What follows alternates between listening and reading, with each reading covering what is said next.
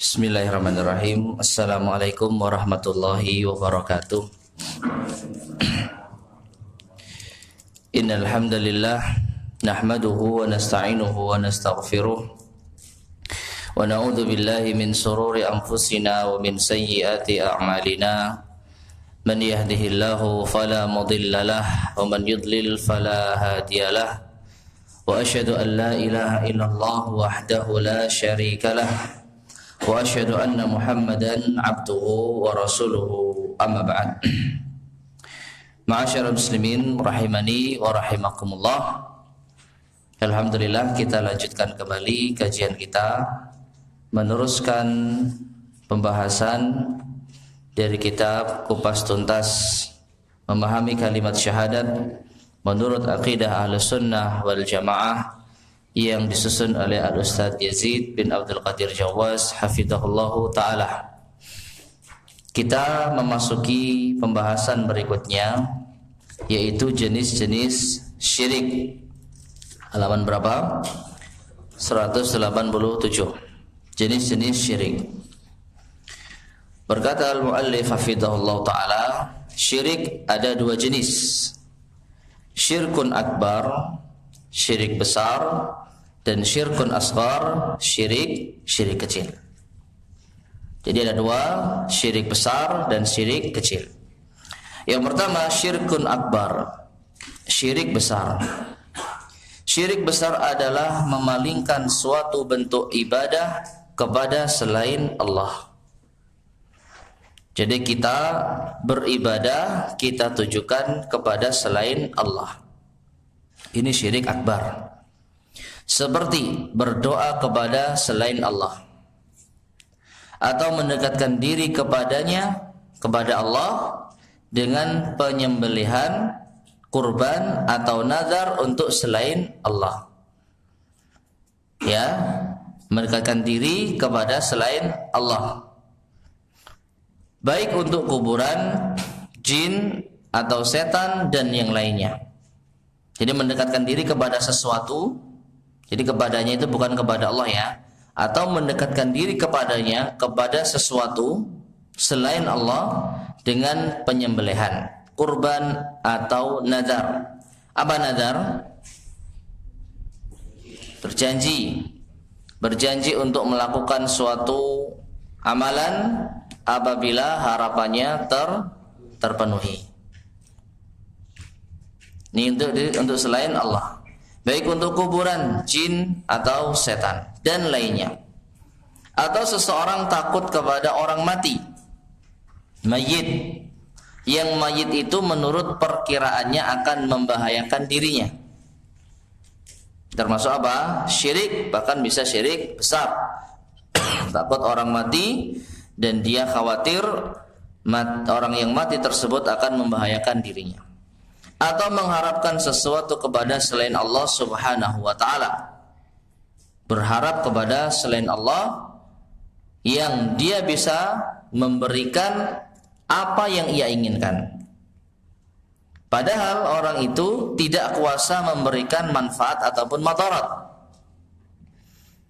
Selain Allah, mengharapkan sesuatu kepada selain Allah subhanahu wa ta'ala yang tiada kuasa memberikan manfaat ataupun madarat.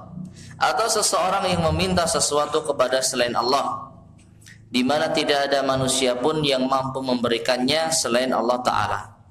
Seperti minta rizki, minta kesembuhan penyakit, minta dipenuhi hajatnya, minta dihilangkan kesulitan, dan selain itu dari berbagai macam bentuk ibadah yang tidak boleh dilakukan melainkan ditujukan kepada Allah saja. Jadi syirik besar di sini menukil dari kitab Aqidatut Tauhid dengan sedikit tambahan. Syirik besar yang disebutkan di sini, ma'asyiral muslimin rahimani wa rahimakumullah, itu adalah contoh-contohnya.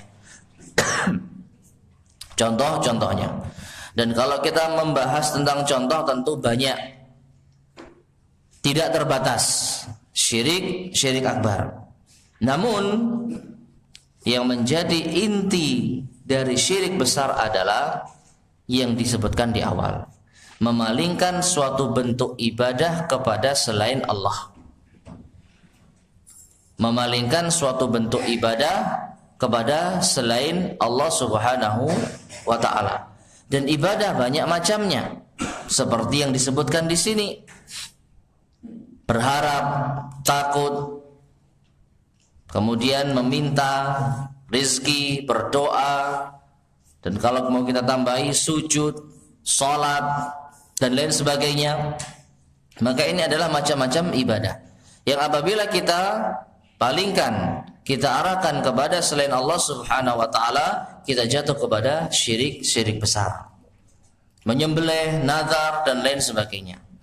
Jadi memalingkan suatu bentuk ibadah kepada selain Allah Subhanahu wa taala. Inilah hakikat dari syirik besar.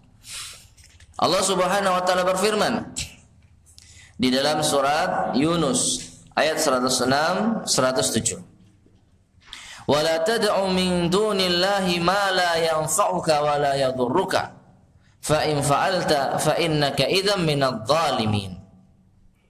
Dan janganlah kamu menyembah selain Allah yang tidak dapat memberi manfaat kepadamu dan yang tidak bisa memberikan madarat kepadamu.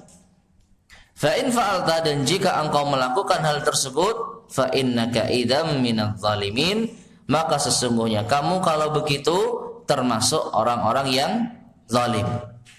Jadi jangan menyembah, wala tad'u, menyembah, menyeru, berdoa yang semakna dengannya selain Allah, yang tidak bisa memberi manfaat dan menolak madarat atau memberikan madarat. Jika engkau lakukan, maka engkau termasuk orang-orang yang zalim. Wa iyyamsaskallahu bidzurrin fala kashifalah illahu. Dan apabila Allah menimpakan suatu kemadaratan, maka tidak ada yang dapat menghilangkannya kecuali Dia. Wa iyyuridka bi khairin fala radda li fadlihi. Dan apabila Allah menginginkan, menghendaki bagimu suatu kebaikan, maka tidak ada yang bisa menolak karunia-Nya. Yusibu bihi man yasha'u min ibadi wa huwal ghafurur rahim. Dialah yang memberikan kebaikan itu kepada siapa yang Dia kehendaki di antara hamba-hambanya, dan Dialah Allah yang Maha Pengampun lagi Maha Penyayang. Ayat ini, ma'asyiral muslimin rahimani wa rahimakumullah, menegaskan bahwasanya orang yang menyeru kepada selain Allah, dan tentu saja selain Allah tidak bisa memberi manfaat, tidak bisa menolak madarat, maka ini adalah perbuatan syirik. Dan jika dilakukan, maka ia terjatuh pada suatu kezaliman, termasuk orang-orang yang zalim. Ya, dan zalim yang paling besar adalah syirik. Nah, kemudian Allah menegaskan, apabila seseorang ditimpa kemadaratan, maka tidak ada yang bisa menyingkapnya, mengentasnya kecuali Allah. Sebaliknya, barang siapa yang telah diberikan oleh Allah suatu kebaikan, tidak akan ada yang bisa menolaknya. Dari sini, maka kalau ada orang yang meyakini ada selain Allah yang bisa menolak bahaya atau mendatangkan manfaat, maka ia telah terjatuh pada perbuatan syirik. Karena ayat ini bersambung dengan ayat sebelumnya. Termasuk orang-orang yang zalim, diantaranya adalah yang meyakini ada yang bisa memberikan manfaat dan madarat selain Allah Subhanahu wa ta'ala. Karena pada hakikatnya dia telah menyamakan sesuatu tersebut kepada Allah. Dari segi apa? Rububiyah. Syirik akbar dari segi rububiyah. Ya, menyamakan Allah Subhanahu wa ta'ala sebagai sesuatu yang bisa memberi manfaat dan madarat. Dan ini tidak terjadi pada keyakinan orang-orang Quraisy. Mereka meyakini semua ini adalah atas takdir dari Allah Subhanahu wa taala. Mereka meyakini segala urusan mereka telah diatur oleh Allah Subhanahu wa taala. Baik dan buruk adalah dari Allah. Nah, kemudian syirik besar dapat mengeluarkan pelakunya dari agama Islam dan menjadikannya kekal di dalam neraka. jika ia meninggal dunia dalam keadaan syirik dan belum bertaubat darinya. Jadi apabila belum bertaubat, maka ia akan apa? Jatuh kepada kesyirikan yang besar dan tidak akan dientaskan dari api neraka, kekal di dalam neraka. Nah, kemudian syirik besar ada banyak. Sedangkan di sini akan disebutkan 4 macamnya saja. Yang pertama, syirik doa. Ya, syirik doa. Yaitu di samping ia berdoa kepada Allah Subhanahu wa taala, ia juga berdoa kepada selainnya. Ini termasuk apa? Syirik besar. Allah Subhanahu wa taala berfirman, "Fa idza rakibu fil fulk da'u Allah mukhlishina lahuddin, falamma najjahum ilal bar idza hum yusyrikun." Yang artinya, maka apabila mereka naik kapal, artinya apa? Ketika mereka naik kapal dan mereka berada di tengah lautan dan terancam nyawa mereka karena terombang-ambing oleh ombak. Apa yang mereka lakukan? Da'allaha mukhlishina lahuddin. Mereka berdoa kepada Allah dengan penuh pengabdian, ikhlas kepadanya, mengikhlaskan agama kepadanya. Falamma najjahum ilal bar, akan tetapi tatkala Allah selamatkan mereka sampai ke darat. Jadi mereka sudah diselamatkan oleh Allah Subhanahu wa taala, idahum yusyrikun, malah mereka kembali mempersekutukan Allah. Mereka kembali berbuat syirik. Dari sini, maka ketika seseorang ikhlas berdoa kepada Allah, namun ternyata di lain kesempatan dia berdoa kepada selain Allah, dia berbuat syirik kepada Allah, maka dia apa? Telah terjatuh pada kesyirikan. Dan ini disebutkan sebagai syirik doa. Ya, syirik di dalam berdoa. Sehingga ma'asyarul muslimin rahimani wa rahimakumullah, sekali lagi, yang namanya syirik itu bukan beribadah kepada selain Allah saja. Bukan beribadah kepada selain Allah saja. Artinya dia beribadah kepada selain Allah, tapi dia tidak beribadah kepada Allah. Bukan syirik. Adapun syirik adalah beribadah kepada Allah dan juga kepada selain Allah. Nah, itu hakikat dari kesyirikan. Dia beribadah kepada Allah, iya, khususnya di saat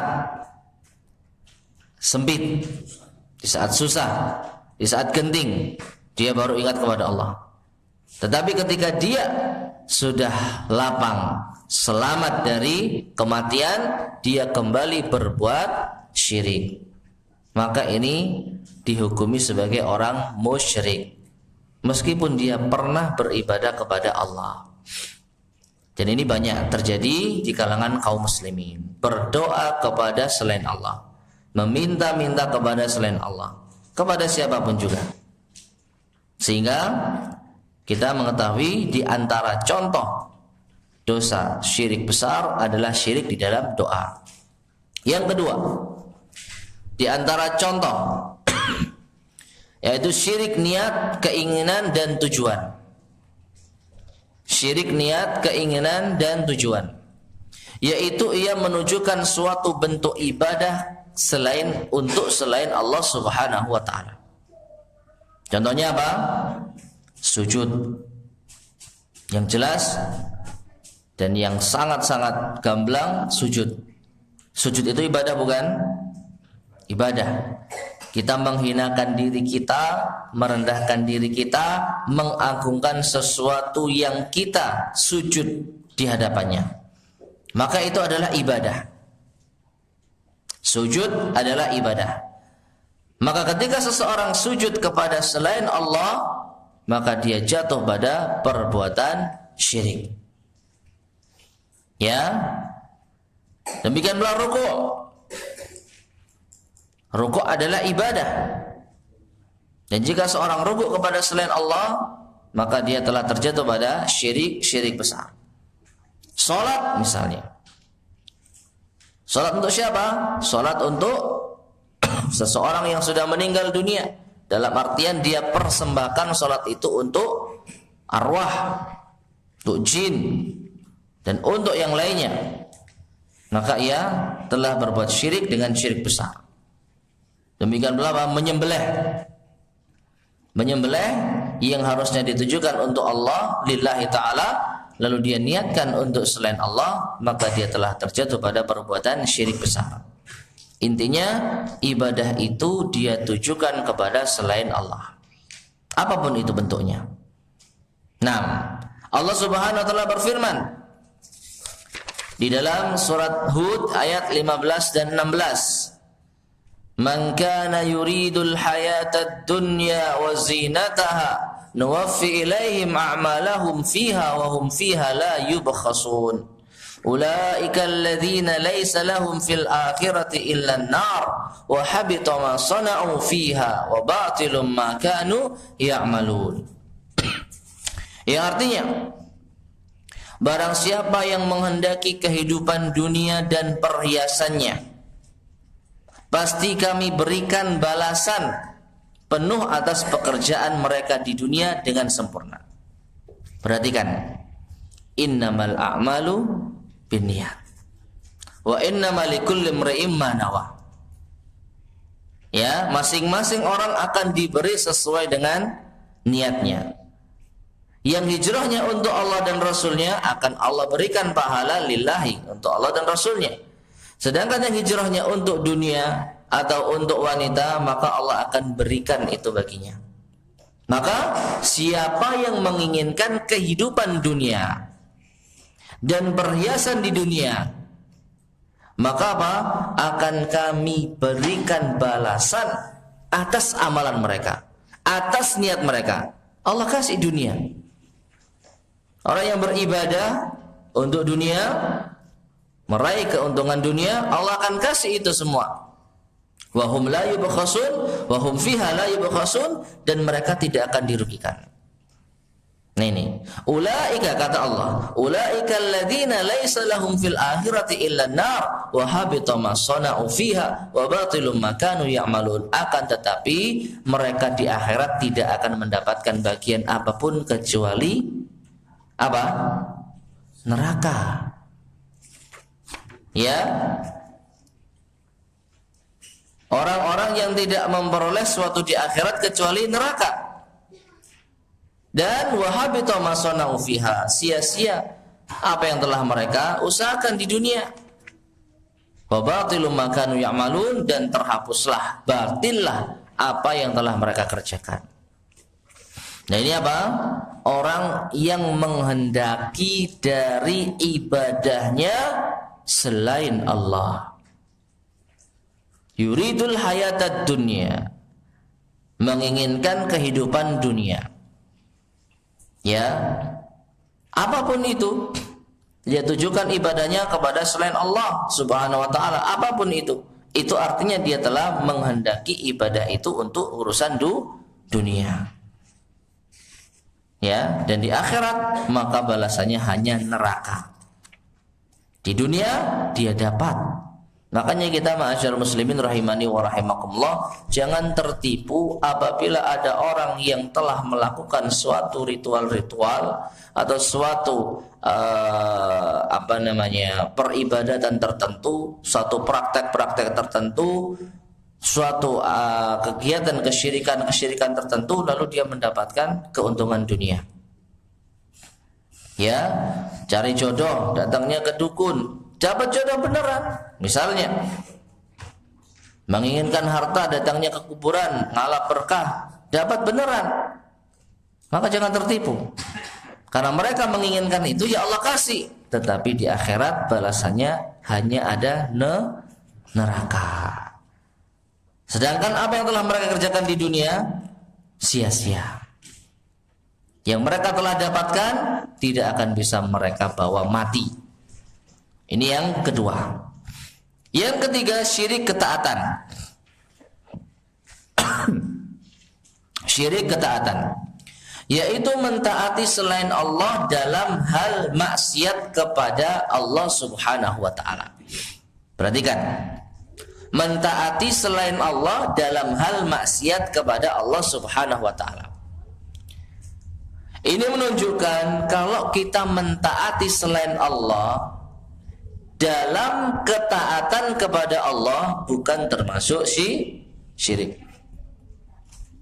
Kita mentaati selain Allah, mentaati orang tua. Suami atau istri mentaati suaminya.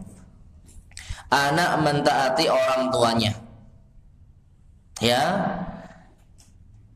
Pembantu mentaati majikannya. Dalam perkara-perkara yang bukan maksiat, maka ini bukan syirik.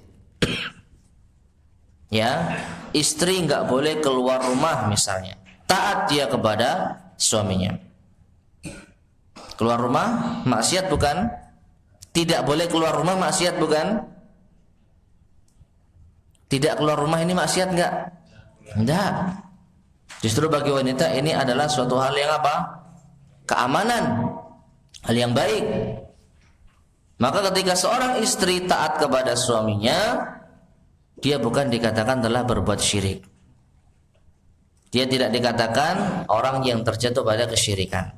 Mengapa? Karena dia taat kepada selain Allah dalam perkara yang bukan maksiat.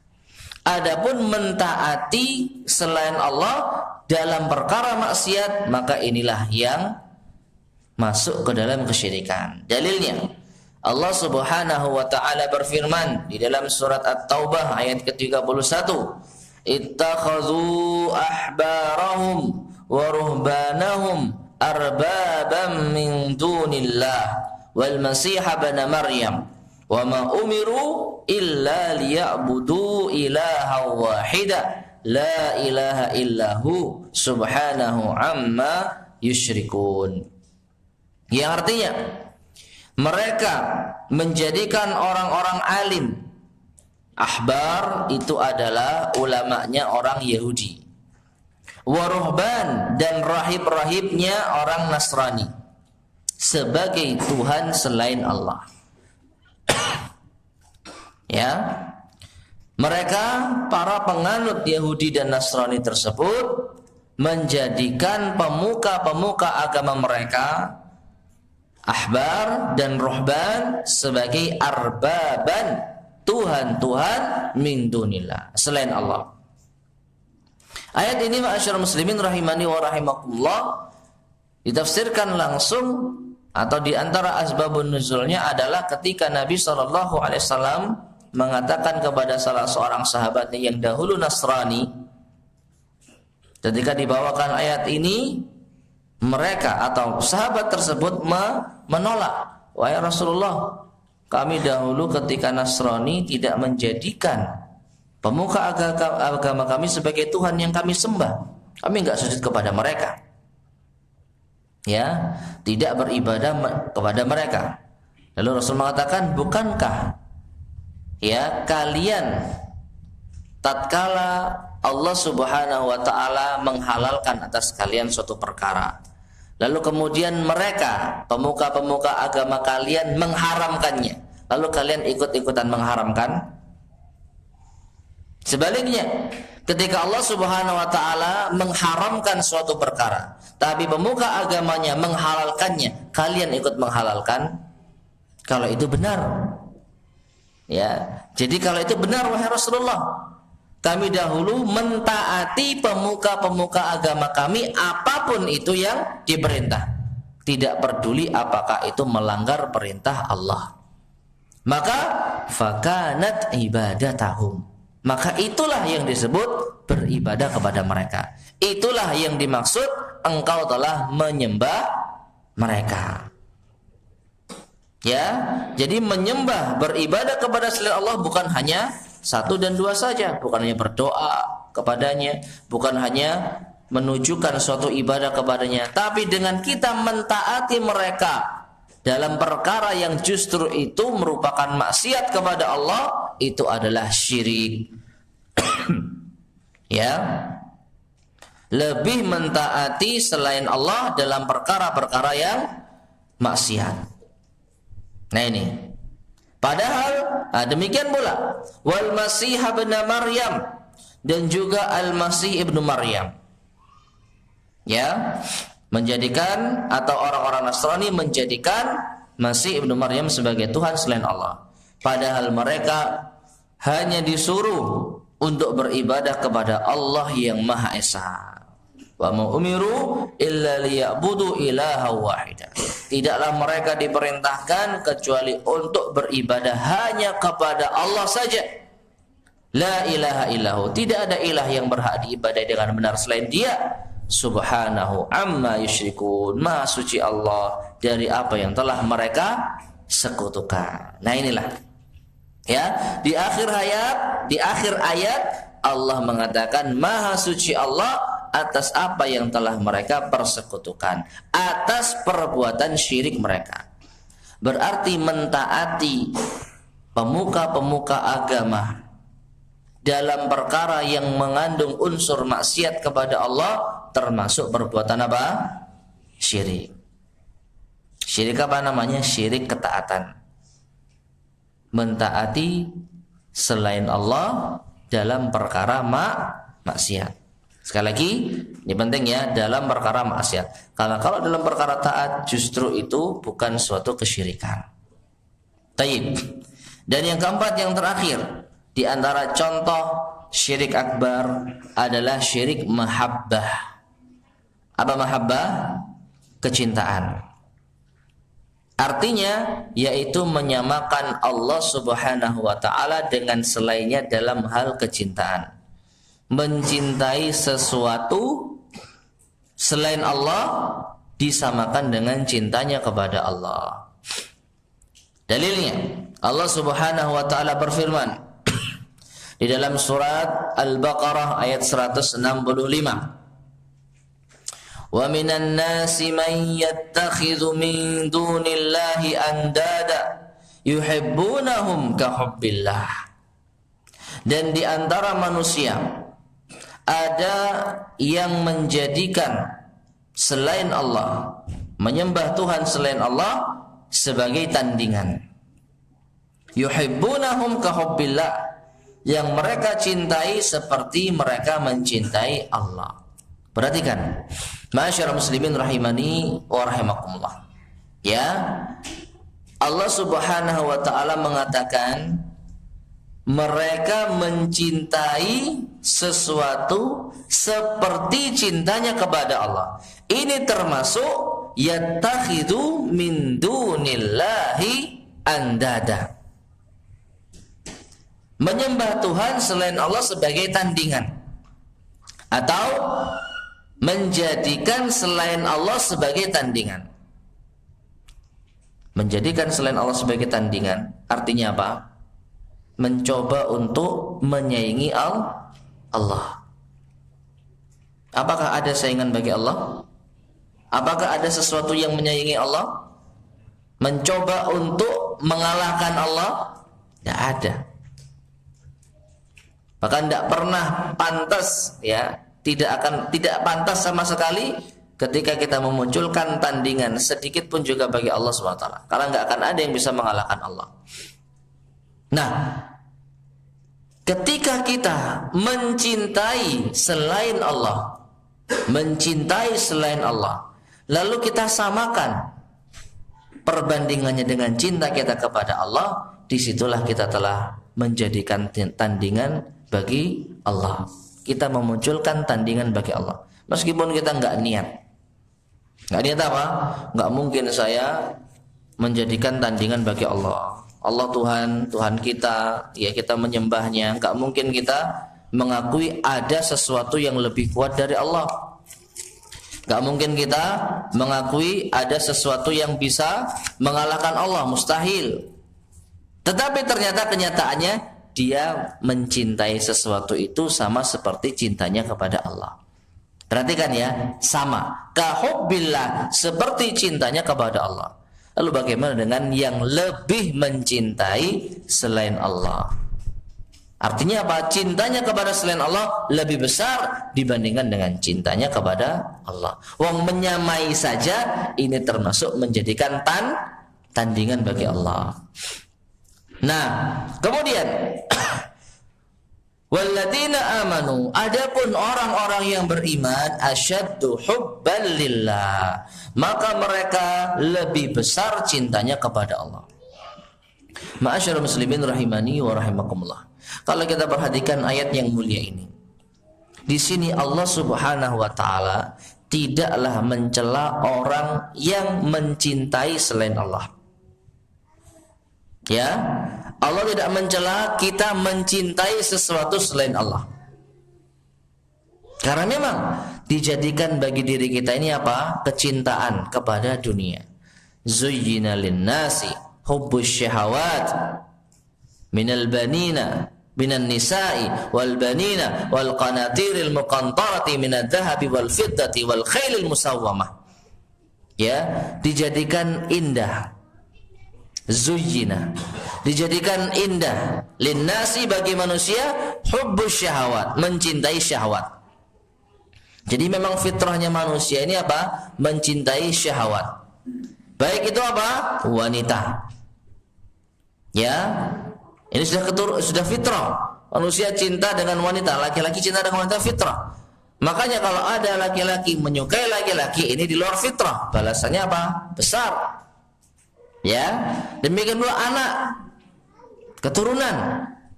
Nggak ada orang tua secara tidak ada orang tua yang membenci anaknya, ingin memusuhi anaknya, bahkan ingin mencelakakan anaknya. Secara fitrah nggak ada. Fitrah manusia cinta anak, suka dengan anak. Demikian pula apa? Wal qanatiril muqantarah, harta yang banyak, baik itu emas, baik itu apa? Perak, baik itu kendaraan yang ditambatkan. Kalau dahulu kuda, kalau sekarang ya mobil, motor. Siapa yang nggak suka? Siapa yang nggak ingin? Jadi mencintai dunia, perhiasan dunia ini fitrah. Namun sesuatu yang fitrah ini perlu untuk diatur kadarnya. Jangan sampai cinta kita kepada dunia melebihi cinta kita kepada Allah Subhanahu wa taala. Makanya Allah katakan walladzina amanu asyaddu hubban lillah. Orang-orang yang beriman lebih cinta kepada Allah. Dia cinta kepada selain Allah. Dia cinta dunia, cinta istri, cinta anak, cinta harta. Tetapi ini tidak menjadikan apa? Dia lebih mencintai itu semua dibandingkan dengan cintanya kepada Allah. Jadi enggak dilarang kita mencintai dunia. Ya, memang dunia itu diciptakan untuk kita, tapi kita harus tahu kadarnya. Ketika kita menyamakan, baru sekedar menyamakan, kita telah menjadikan tandingan bagi Allah Subhanahu wa taala. Lalu bagaimana kalau kita lebih mencintai dunia kita? Nah, di sini dalam ma'asyiral muslimin rahimani wa rahimakumullah, syirik mahabbah. Nah, walau yaral ladzina zalamu idh yarawna al-'adzaba anna al-quwwata lillahi jami'a wa anna Allaha syadidul 'adzab. Dan sekiranya orang-orang yang berbuat zalim itu melihat, maka mereka akan melihat azab pada hari kiamat, bahwa kekuatan itu semuanya milik Allah dan bahwa Allah sangat berat siksanya. Niscaya mereka akan menyesal. Menyesal apa? Menyesal lebih mencintai selain Allah. Pasti itu. Ini menunjukkan orang yang menyamakan cintanya kepada dunia dengan cinta kepada Allah, dia telah berbuat zalim, menjadikan tandingan bagi Allah Subhanahu wa taala. Dan nanti di akhirat enggak ada manfaatnya cintanya kepada dunia tersebut. Ya, dia sudah berani lebih mencintai istrinya, tapi mendatangkan murka Allah. Ternyata nanti di hari kiamat, nafsi nafsi, yauma yafirul mar'u min akhi wa ummihi wa abihi wa sahibatihi wa bani likulli imri'in minhum yauma idzin sya'nu yughni. Ya, pada hari di mana manusia lari dari saudaranya, dari ayah dan ibunya, dari istri dan kerabatnya, karena masing-masing memiliki urusan sendiri-sendiri. Nah ini, coba, padahal di dunia sudah kita apa? Lebihkan cinta kita. Ya, ketika Allah Subhanahu wa taala kita jauhkan cinta kita kepadanya. Kita lebih mencintai selain Allah. kita tinggalkan kewajiban-kewajiban Allah demi untuk menyenangkan orang-orang yang kita cintai. Tapi ternyata di akhirat mereka tidak akan bisa memberikan manfaat kepada kita. Di saat itulah kita telah syirik di dalam mahabbah, kecintaan. Nah, dan ini termasuk di antara syirik besar apabila memang benar-benar seperti ini kenyataannya. Jadi benar-benar seperti ini kenyataannya. Nah, ini di antara syirik akbar, dan masih banyak lagi yang tidak disebutkan. Tapi syirik akbar ini berkutat kepada 4 perkara ini. Taib, selanjutnya yang kedua, syirkun asghar, syirik kecil. Bagaimana syirik kecil ini? Syirik kecil tidak menjadikan pelakunya keluar dari agama Islam.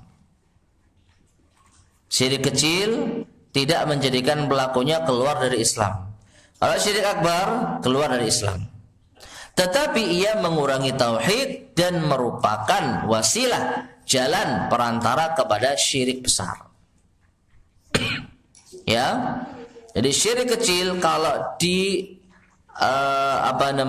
dipelihara, terus-terusan dilakukan, maka besar kemungkinan akan bisa menjerumuskan kepada syirik besar. Nah, kemudian syirik asghar ada 2 macam. Berkata muallif hafizahullah, syirik yang zahir, nyata, yaitu syirik kecil dalam bentuk ucapan dan perbuatan. Syirik dalam bentuk ucapan, misalnya bersumpah dengan selain nama Allah Subhanahu wa ta'ala. Rasulullah sallallahu alaihi wasallam bersabda, "Man halafa bi ghairillahi faqad asyraka." Barang siapa bersumpah dengan selain nama Allah, maka ia telah berbuat faqad kafara aw asyraka, berbuat kufur atau berbuat syirik. Hadis ini sahih riwayat Imam At-Tirmidzi dan lain-lain. Nah, yang dimaksud faqad kafara aw asyraka, syirik dan kufur, adalah syirik dan kufur yang kecil. Jadi kita harus tahu, orang yang bersumpah dengan nama selain Allah, banyak kan ini ya, demi Allah, demi Rasulullah, ya kan? Demi Allah, demi Rasulullah, demi apapun itu, pokoknya selain Allah. Baik demi Ka'bah, ya, demi masjid, demi ini dan demi itu. Beda dengan mungkin kita pernah dengar, demi ayah dan ibuku yang menjadi tebusannya, bi abi anta wa ummi. Sering dengar kita ya. Kalau itu bukan sumpah, itu adalah ungkapan orang Arab dalam bahasa Arab. Itu bukan sumpah, ya. Maka yang dimaksud sumpah di sini adalah ketika seseorang mengatakan demi apa, misalnya Rasulullah, demi kuburan, demi ini dan demi itu. Dan kata-kata sumpah di dalam bahasa Arab itu terbatas pada 3 huruf, dengan huruf wawu, wallahi, dengan huruf ta, tallahi, dan dengan huruf apa? Ba, billahi. Baru seseorang dikatakan bersumpah. Ya, baru seseorang dikatakan bersumpah. Nah, sehingga kalau kita dalam bahasa Indonesia ya dengan kata demi. Taib. Jadi orang yang bersumpah dengan selain nama Allah, dia tidak sampai pada syirik besar, tapi syirik kecil. Kemudian Qutailah bintu Sayfi al-Juhaniyah radhiyallahu anha. Kalau ada ungkapan radhiyallahu anha, ini berarti dia seorang siapa? Sahabat. Seorang sahabat. Ya, kalau wanita radhiyallahu anha. Kalau laki-laki radhiyallahu anhu. Kalau 2 orang radhiyallahu anhuma. Kalau banyak orang radhiyallahu anhum. Karena apa? Memang di dalam Al-Qur'anul Karim yang berhak mendapatkan ridha dari Allah itu hanyalah para sahabat. Was-sabiqunal awwaluna minal muhajirin wal ansar walladzina tabauhum bi ihsan radhiyallahu anhum wa radu'an.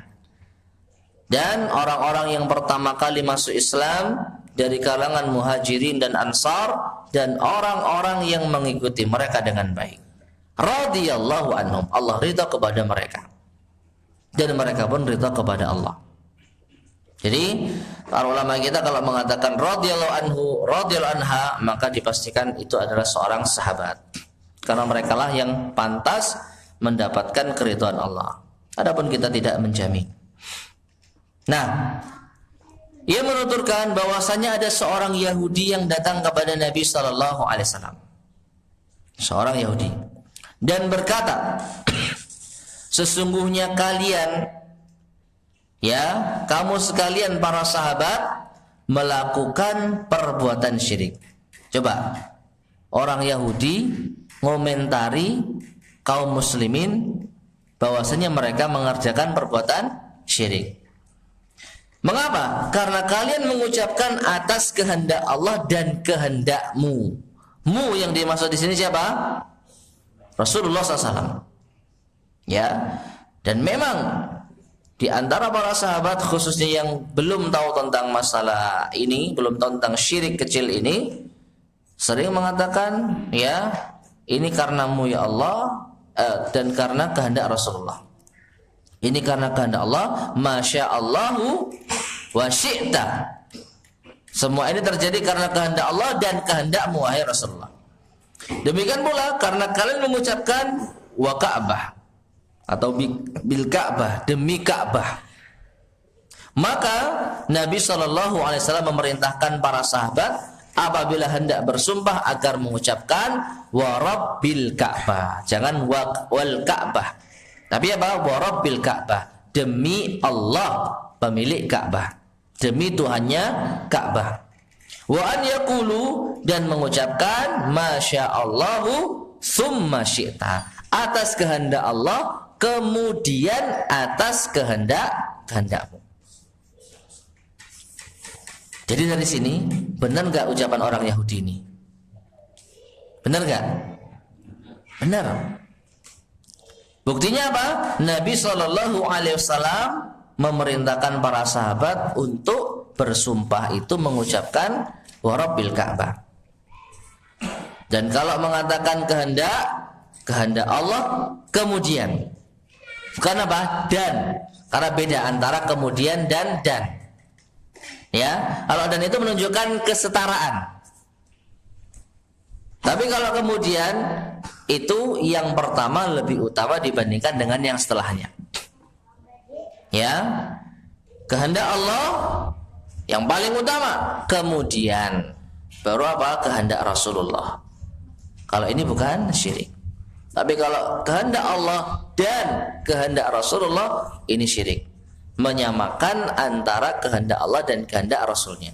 Padahal sama sekali tidak pantas kita menyamakan kehendak Allah dengan kehendak siapapun juga.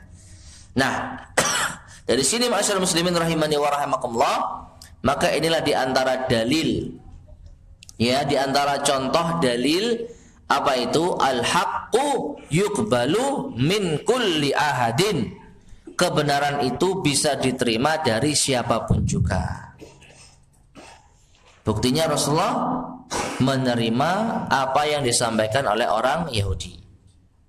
Ya, ini tidak ada masalah. Tetapi tidak pernah Nabi SAW memerintahkan sahabatnya, kamu belajar sama orang Yahudi sana. Ya, kamu menuntut ilmu sama orang Yahudi sana. Tidak pernah. Jadi bedakan antara menerima kebenaran dan mencari sumber kebenaran. Menerima kebenaran boleh dari siapapun, sampai pun orang Yahudi. Terlebih orang Yahudi ini orang ahli kitab, tahu tentang kitab, lebih berilmu. Namun ilmu itu tidak bermanfaat karena tidak diamalkan, sehingga mereka menjadi orang al-maghdubi alaihim, yang dimurkai oleh Allah. Ini kenyataan yang ada. Ya, tetapi begitu mereka tahu kalau ini perbuatan syirik, menyamakan antara Allah dan Rasulnya dari sisi kehendak, bersumpah dengan nama selain Allah. maka Rasulullah menerima. Ya, tetapi sekali-kali beliau tidak pernah menyuruh sahabatnya untuk belajar kepada orang Yahudi. Jadi bedakan antara menerima kebenaran dan mencari kebenaran. Baik. Contoh lain syirik dalam bentuk ucapan, yaitu perkataan Masya Allahu wa syi'ta. Ya, Masya Allahu wa syi'ta, atas kehendak Allah, wa, dan syi'ta, kehendakmu. Ya, yang dimaksud beda antara wa yang artinya dan apa? Thumma yang artinya kemudian. Ucapan tersebut salah, dan yang benar adalah Masya Allahu thumma syi'ta, atas kehendak Allah kemudian karena kehendakmu. Hal ini berdasarkan hadis dari Ibnu Abbas radhiyallahu anhuma, bahwasanya Rasulullah sallallahu alaihi wasallam bersabda, "Idza halafa ahadukum fala yaqul ma sya'allahu wa syi'ta, walakin liyaqul ma sya'allahu tsumma syi'ta." Apabila seseorang dari kalian bersumpah, janganlah ia ucapkan atas kehendak Allah dan kehendakmu. Atas kehendak Allah dan kehendakmu. Akan tetapi hendaklah ia mengucapkan Masya Allahu summa syi'ta, atas kehendak Allah kemudian kehendakmu. Tapi ini enggak wajib, ma'asyar muslimin rahimani wa rahimakumullah. Apa artinya enggak wajib? Seandainya kita putus Masya Allah, selesai, maka ini tidak masalah. Ya, ini tidak ada masalah. Terlebih di zaman ini kita tidak bertemu dengan Rasulullah SAW. Kisah ini terjadi tatkala seorang sahabat tersebut ia merasa Rasulullah telah berjasa dalam hidupnya, telah memberikan pengaruh yang baik terhadap hidupnya. Maka ia ingin apa? Memuji Rasulullah dengan mengucapkan Masya Allah wa syi'ta. Ini terjadi atas kehendak Allah dan kehendaknya. Maka sama Nabi dilarang, ucapkan Masya Allah saja atau Masya Allahu summa syi'ta. Nah ini Masya Allahu summa syi'ta. Adapun sekarang sekali lagi kita tidak bertemu dengan Rasulullah, maka cukup ucapkan Masya Allah. Semua terjadi atas kehendak Allah.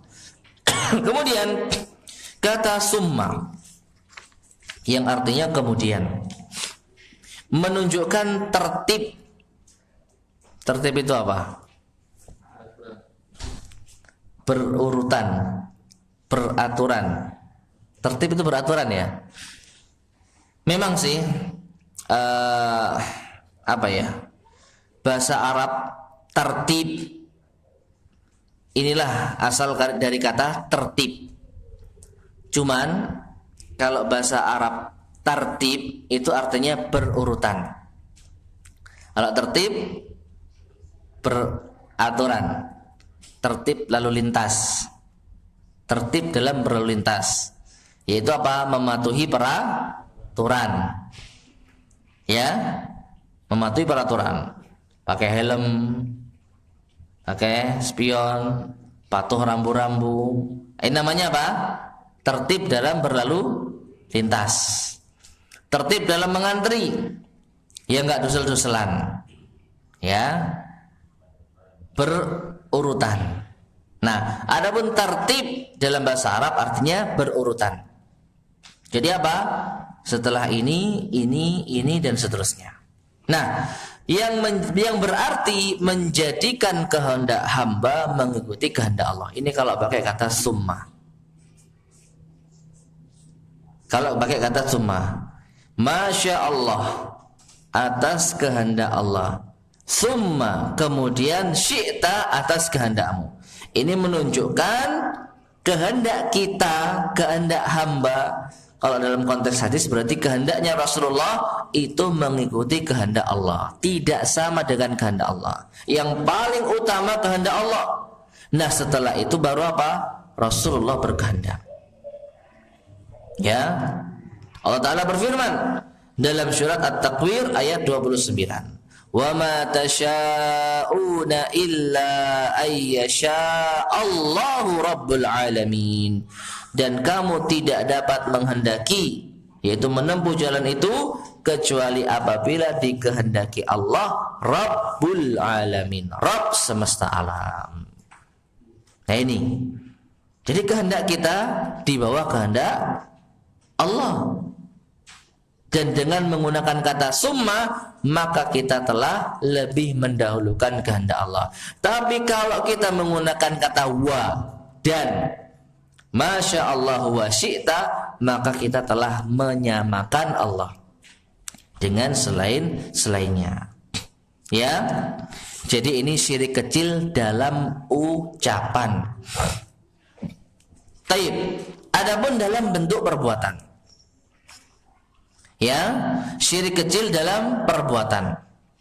Yaitu seperti memakai gelang, benang dan sejenisnya sebagai pengusir atau penangkal mara bahaya, seperti menggantungkan jimat atau disebut tamimah.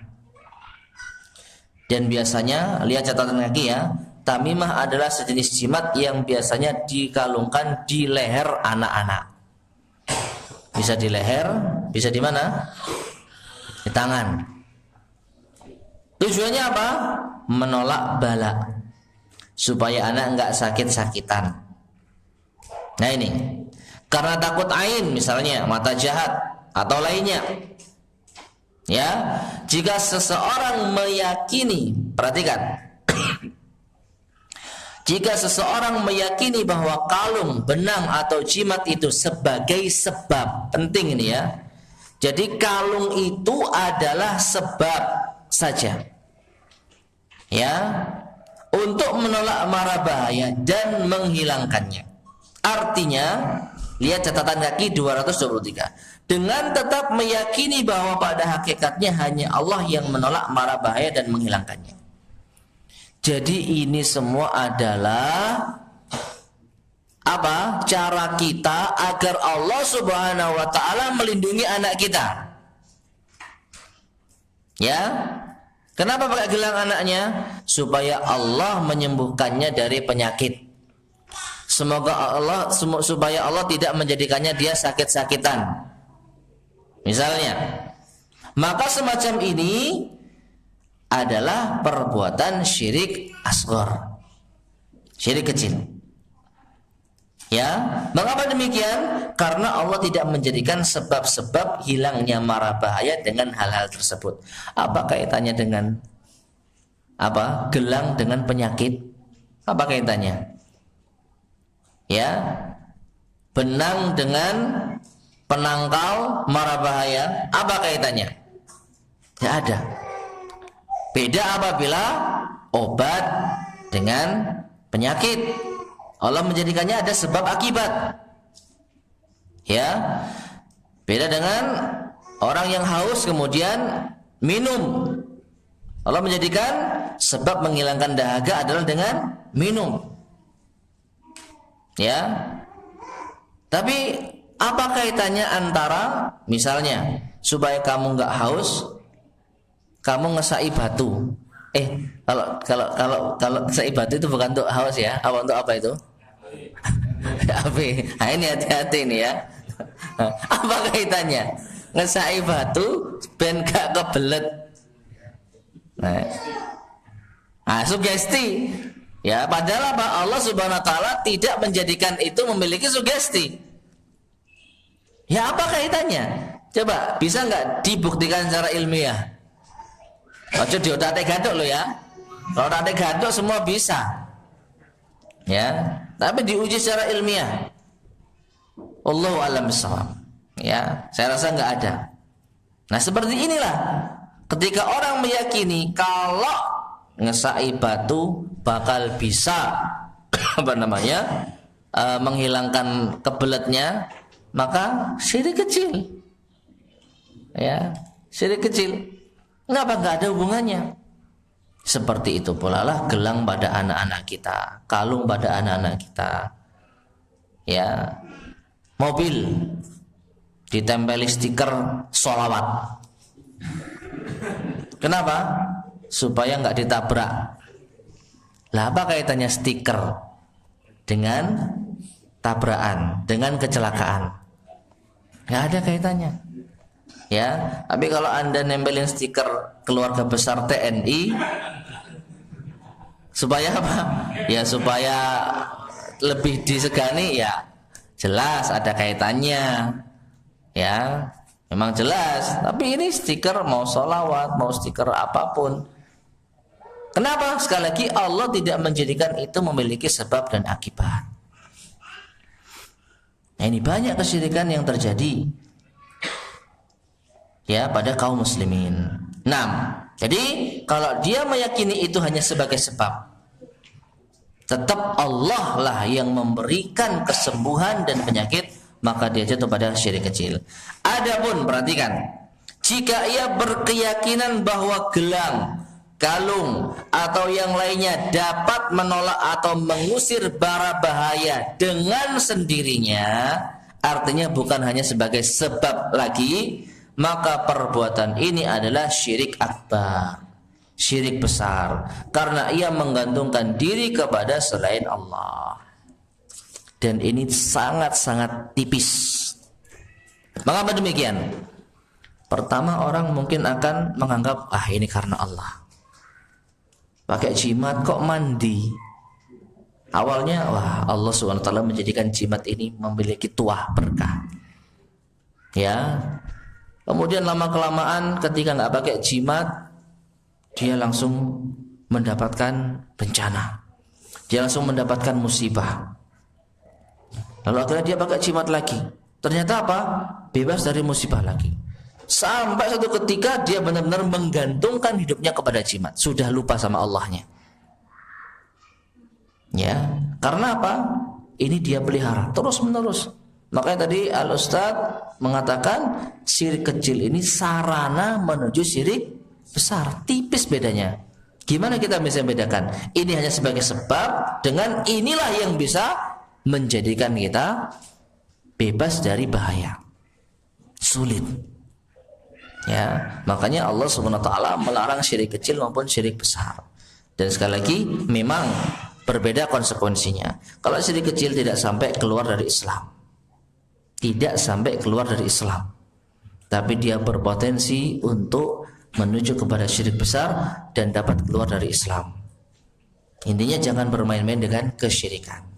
Jadi ini masyarakat muslimin rahimani wa rahimakumullah, syirik kecil yang apa? Yang jali, yang jelas, ya kan? Syirik kecil yang zahir kok jali. Syirik kecil yang zahir, nyata. Dan tadi sudah kita sebutkan ada dua, ucapan dan perbuatan. Ucapan tadi bagaimana? Bersumpah dengan nama selain Allah dan menyamakan kehendak Allah dengan kehendak makhluk. Ya, dengan menggunakan kata dan. Ini syirik kecil dalam ucapan. Adapun dalam perbuatan seperti tadi, pakai jimat. Ya, dengan meyakini jimat ini sebagai apa? Syirik kecil. Memakai jimat dengan meyakini jimat ini sebagai apa? Sebab.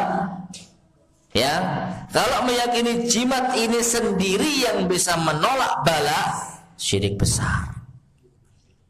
Ya, jadi perhatikan, syirik kecil kalau jimat itu hanya diyakini sebagai sebab, dia masih meyakini Allah Subhanahu wa Ta'ala lah yang memberikan keselamatan, yang menolak bala, cuman melalui sebab ini.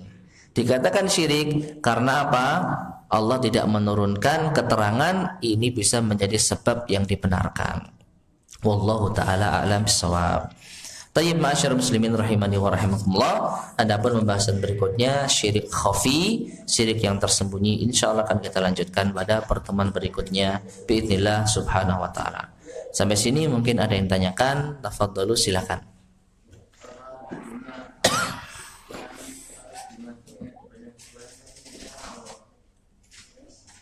Kalau orang itu tidak tahu, maka tentu tidak berbuat syirik. Ya, jadi orang ini nggak tahu kalau itu adalah kuburan. ini pun perlu kita perinci. Ya, sholat yang di depannya ada kuburan itu di sebelah mananya? Tayyib, kalau masih ada pembeda antara masjid dengan kuburan, sebagian para ulama masih membolehkan. Meskipun bukan jalan. Memang ada beda pendapat. Kalau Syekh Al-Albani rahimahullah taala melarang. Meskipun ada tembok masjidnya. Ya, pokoknya di depan masjid persis, nggak ada pembatas jalan, nggak ada pembatas sungai, nggak ada pembatas gang, langsung kuburan, masjid, tembok masjid, kuburan, nggak boleh. Seingat saya kalau Syekh Al-Albani rahimahullah. Adapun Syekh Muhammad bin Shalih Al-Utsaimin, beliau masih memperbolehkan. Karena apa? Bagaimanapun juga berbeda, ya, ada pembatasnya meskipun hanya sekedar tembok. Jadi masjid ini berbatasan dengan kuburan persis. Jadi luar tembok masjid langsung kuburan. Masih diperbolehkan. Ya, dan iya, arah kiblat. Kalau samping lebih nggak apa-apa lagi. Ya, menurut Syekh Muhammad bin Shalih Al-Utsaimin. Ya. Nah, yang tidak diperbolehkan, yang benar-benar masuk ke dalam larangan adalah di hadapannya persis itu ada kuburan di dalam masjid. Nah, itu baru dilarang. Nah, orang yang sholat di dalam masjid yang ada kuburannya, meskipun dia niatnya lillahi ta'ala, maka dia tetap berdosa. Dosanya kenapa? Karena melanggar larangan dari Allah. Allah melarang kita sholat menghadap kuburan, tetapi kita sholat di kuburan meskipun lillahi ta'ala. Tapi ingat, dosanya bukan dosa syirik. Kalau orang itu hanya sekedar sholat, dia tidak ada ingin untuk sujud kepada kuburan. Tapi kalau dia meniatkan sholat di sana itu lebih ini dan lebih itu karena ada kuburannya, maka bisa masuk ke dalam syirik besar. Wallahu a'lam bishawab. Ya, ada lagi sampaikan?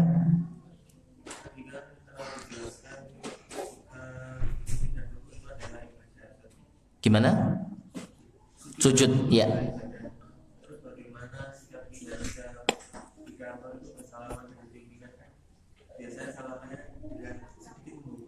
Ya.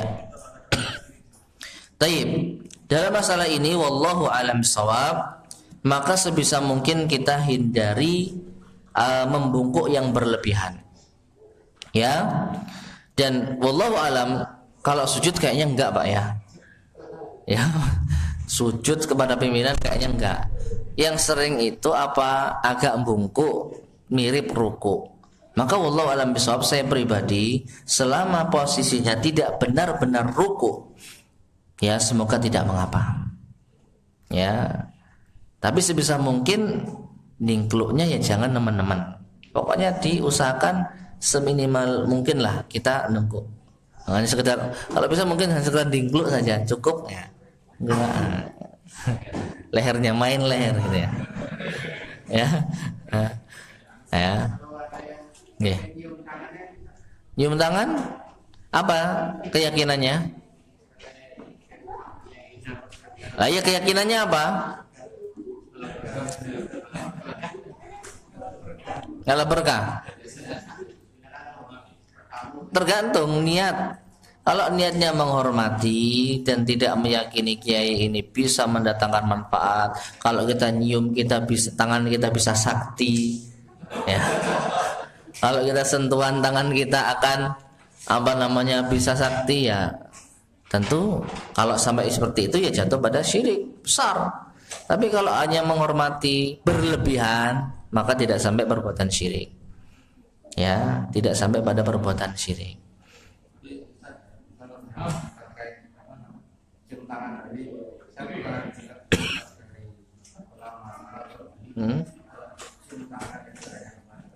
Orang tua.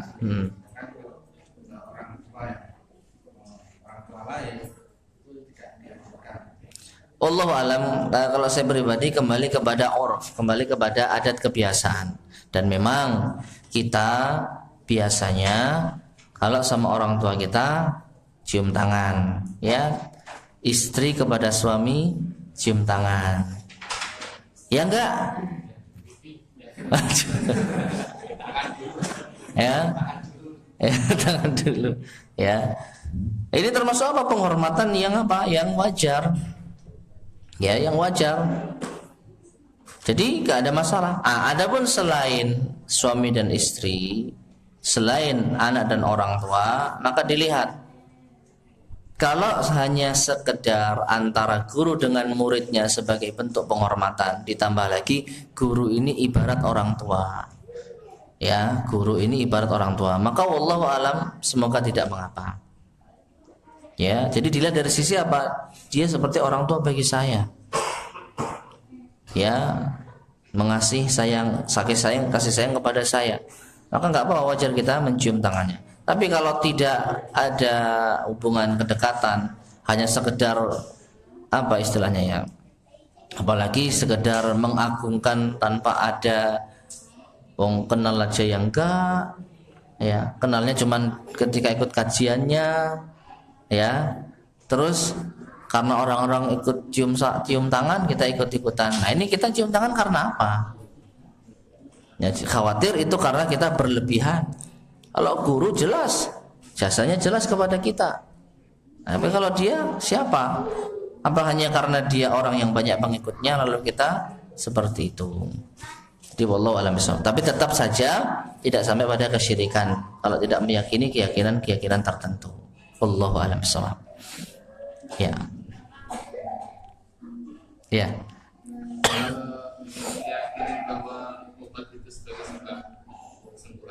Iya. Iya. Kalau obat dibenarkan. Karena memang apa? Ada sebab dan akibat.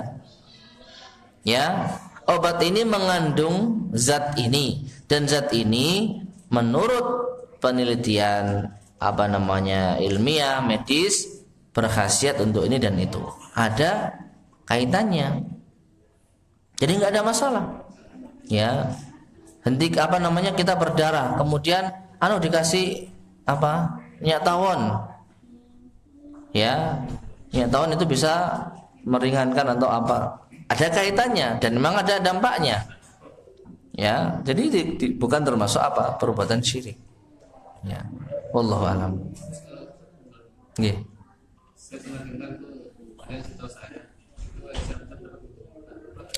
Kalau air Zam-Zam memang Allah kasih kan keistimewaan. Ya ma'u Zam-Zam liman syariba minhu. Ya, lima syuriba minhu.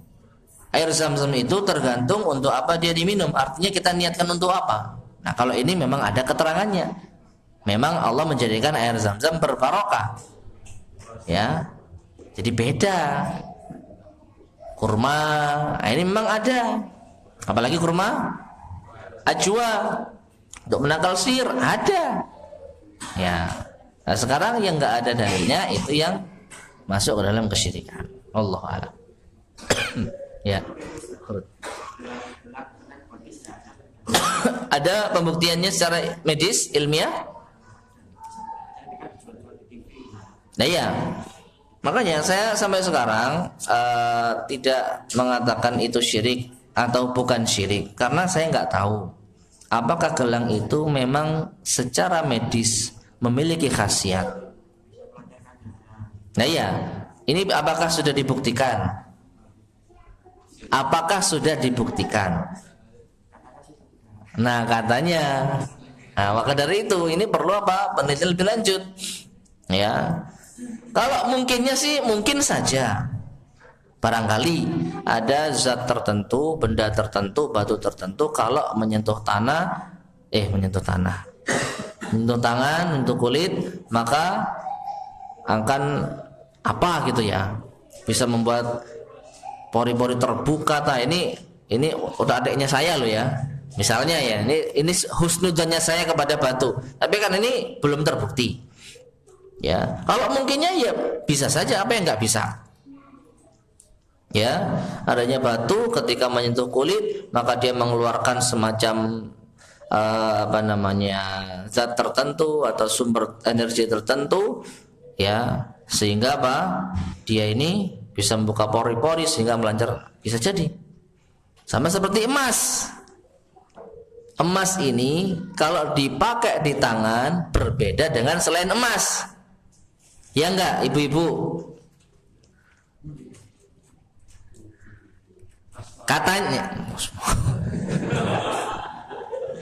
Katanya ya, kalau pakai perhiasan emas itu enggak gatel-gatel. Ya. Kalau karet gatel. Kalau imitasi gatel. Kalau besi gatel. Tapi kalau emas ini nyaman di kulit, akrab di kulit. Ya pokoknya nyaman, larang ya. Nyaman dilihat. Ya. Enggak, ini katanya loh ya. Saya laki-laki katanya. Jadi beda ketika memakai emas dengan selain emas, atau emas dengan emas imitasi. Ya. Berarti apa? Nah, benar. Memakai emas ada dampaknya. Tapi ya kan bukan dari segi kesehatan, dari segi kenyamanan. Nah, misal ada batu, ada barang tertentu yang memang bisa menimbulkan dampak positif kalau bersentuhan dengan kulit, dan itu bisa dibuktikan secara medis, maka itu bukan kesyirikan. Cuman sampai saat ini saya belum tahu, yang ada katanya dan katanya. Jadi saya nggak tahu itu syirik atau bukan. Ya, wallahu a'lam bishawab. Itu dulu. Kasihan itu.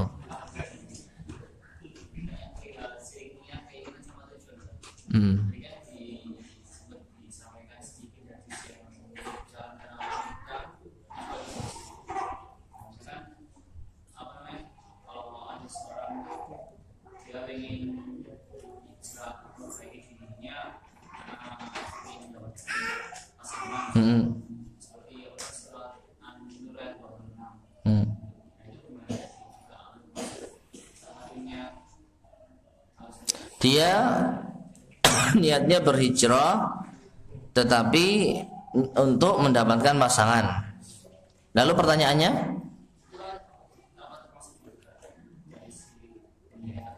Iya, termasuk. Kalau sampai dia pertahankan hal tersebut sampai mati, maka hijrahnya itu tidak akan mendapatkan pahala dari Allah. Tadi suratnya kan sudah kita baca. Mana? Surat Hud ayat 15-16, halaman 189.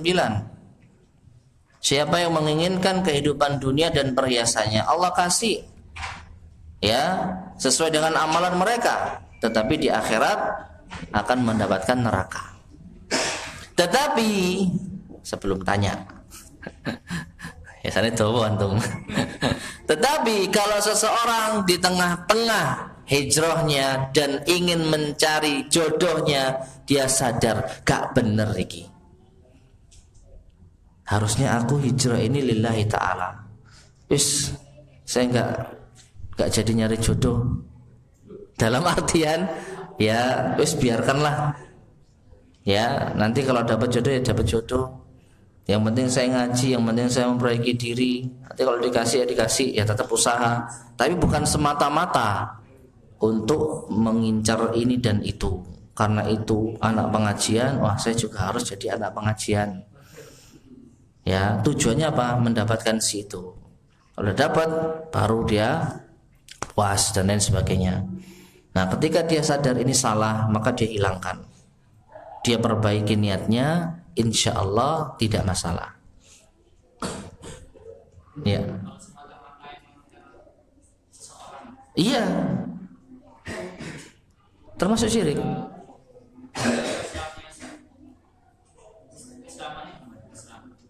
Loh, kalau memang itu semata-mata untuk seorang, berarti dia tuh bukan beriman dengan sebenar-benarnya toh. Bagaimana? Apa dia masih Islam? Dia Muslim.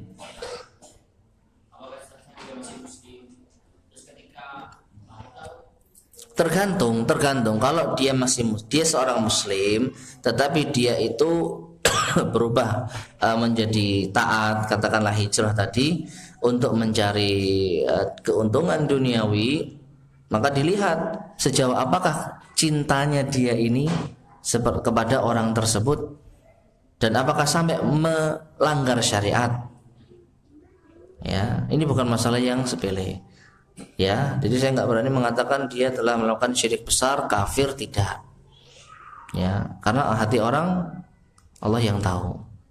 Ya, wallahu a'lam bishawab.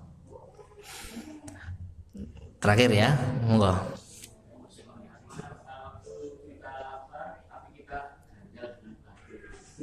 Ganjal dengan batu. Ganjal dengan batu itu tujuannya apa? Mengganjal dengan batu itu kan berarti membuat perut kita ini apa? Terisi kan? Wallahu alam, saya rasa bukan. Ya. Nah, makanya, jadi ini termasuk. Iya, tujuannya itu bukan karena keyakinan, tapi karena memang supaya perut kita ini ya apa ya, wallahu alam lah. Ya. Ya. Jadi memang diganjel gitu ya. Ya wallahu alam bishawab. Ini bukan syirik.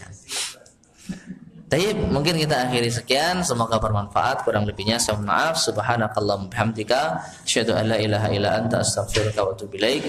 Alhamdulillahirabbil alamin. Wassalamualaikum warahmatullahi wabarakatuh.